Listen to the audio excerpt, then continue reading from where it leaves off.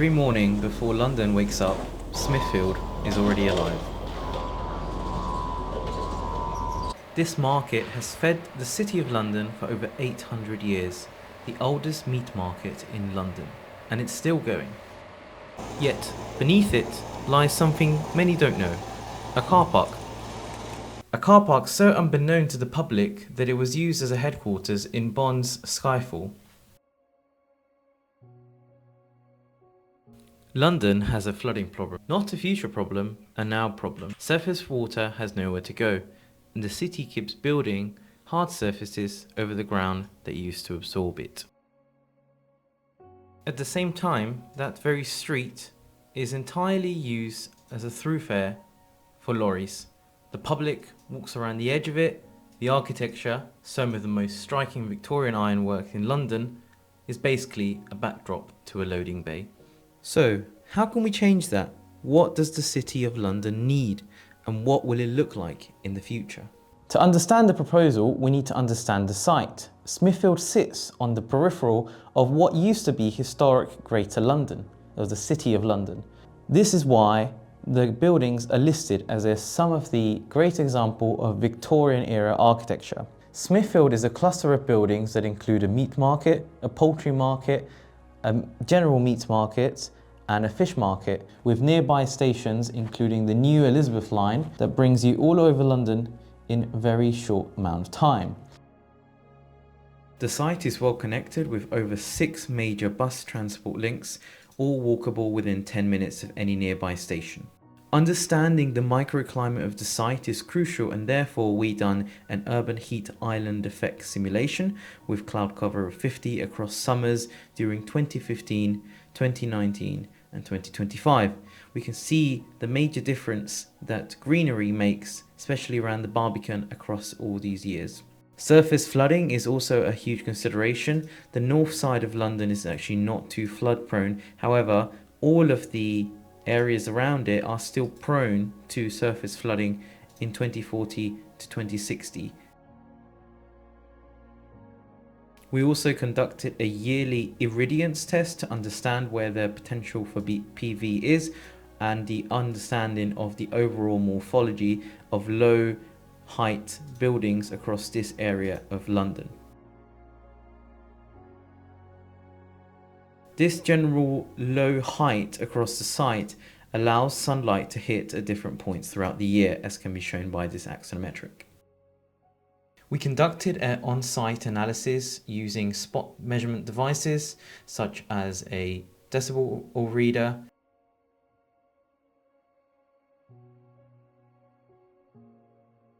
we also conducted the particulate matter around the site,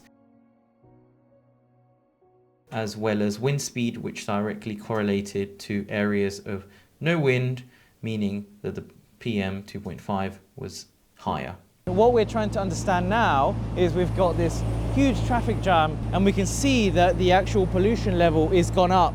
So when we started our filming in this very spot, it was 3, now it's hovering around 7, 6, 8 PM 2.5. So you can see the pollution. Cars are starting to move, so we can see and monitor if that goes down, but we can see that the traffic and the noise in particular is incredibly loud at this point. We've tried to suppress the mic as much as we can, but you can probably still hear forklifts always going around. You can hear these massive trucks, we've got vans, we've got huge lorries, all coming into this tiny spot in the centre of London. The predominant typology of buildings around this area is offices. However, there are still lots of retail and food places that are actually directly affected by the market. I visited the site during the day where none of the action takes place, and now we're here at 4:14 AM to try and understand what actually happens at this time of hour. What are local businesses doing? How will they be impacted by the movement of the market altogether? And how do people feel about that kind of movement and displacement? We asked the vendors who predominantly buys there, and we also asked the buyers why they're there. Restaurants, butchers, wholesale butchers, catering butchers. I saw you were buying some food. Like, do you have a restaurant? No, we usually buy for home. Okay. Or when we have parties, then we'll come and buy. There is an approved scheme to move the market in 2028 to Albert Island in the east of London. We wanted to understand what the vendors and the buyers thought of this. Next generation have to move out a little bit further, but hopefully it will still be the same trade, should be okay. The location we're going to will be obviously a massive benefit to that area. Okay. And what do you feel about it towards your business? Would it benefit your business or Being in a new location, Yeah. yes, it will. Better transport links, better logistics, better infrastructure, brand new premises. We also asked the mode of transport of getting here. Do you use your own car? Do you use... The time we work is evenings, I bring my own car in. So how would the relocation affect the travel of buyers? How do you feel about the market moving to East London? It's gonna be a bit far. It will take longer, but if it has to move, it has to move, because I go to Billingsgate Market as well, which is in East London. It was also important to understand how long buyers have been coming here. Since the 90s. Oh, wow. Yeah. Well, my mum did first, and then I come with her now. It's Yeah. like a tradition. Yes. Well, I've been here for a good while, so many years. Smithfield's been on this site, so the way the thing is, we can't keep on bringing Arctic lollies into the centre of London.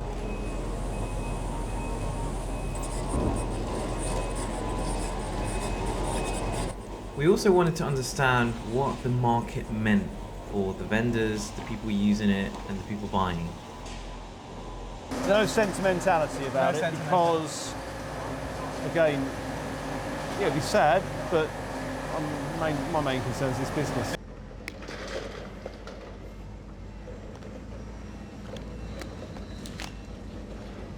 So one thing that I have noticed is that it is pretty much like organized chaos.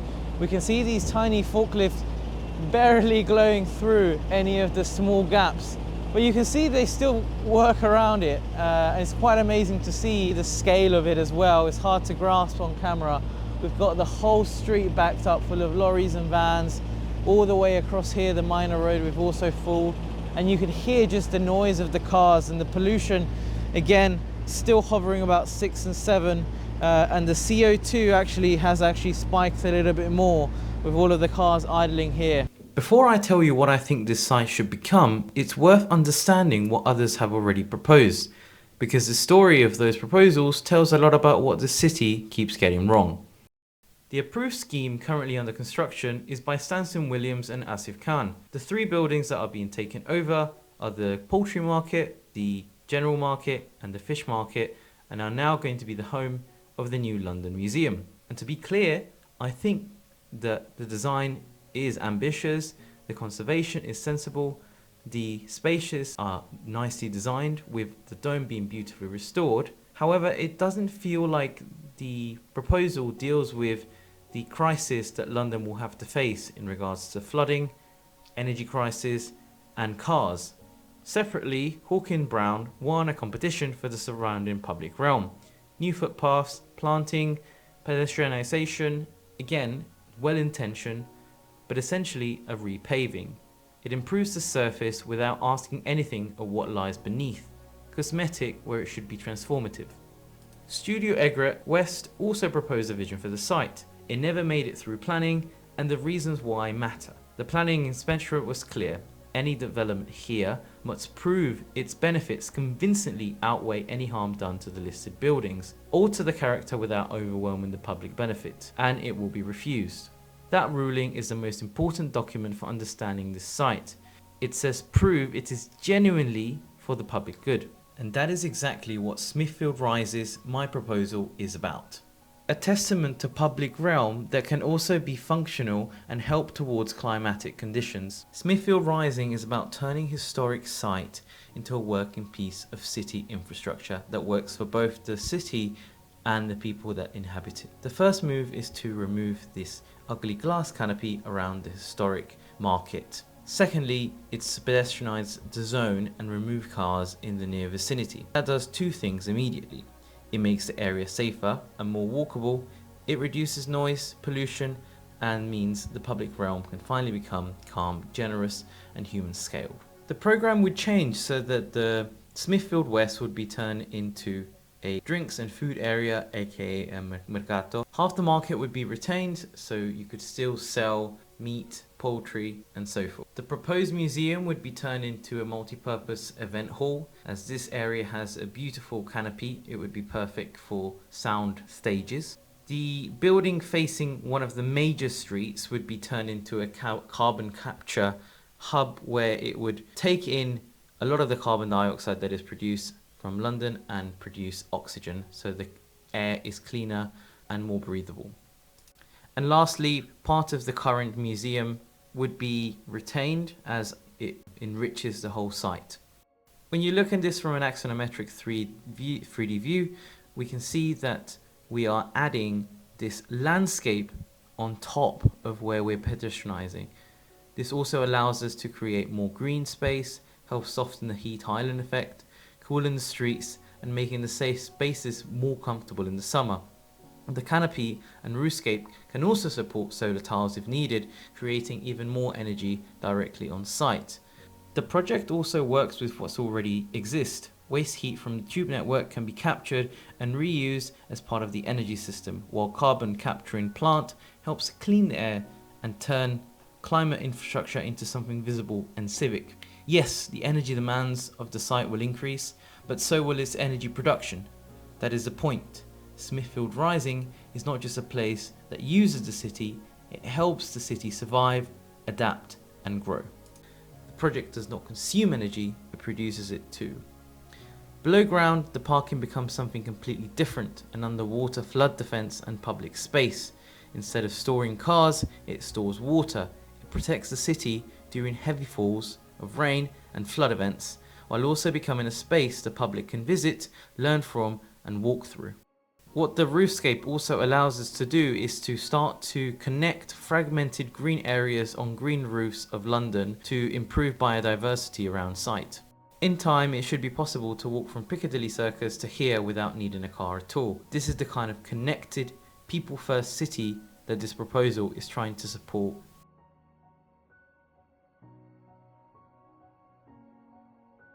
What's the video going to be used for? It's going to be doing against our site analysis to understand people, what you guys fundamentally understand of the place and how it's going to change with what is being proposed. So is that okay? Yeah. So yeah,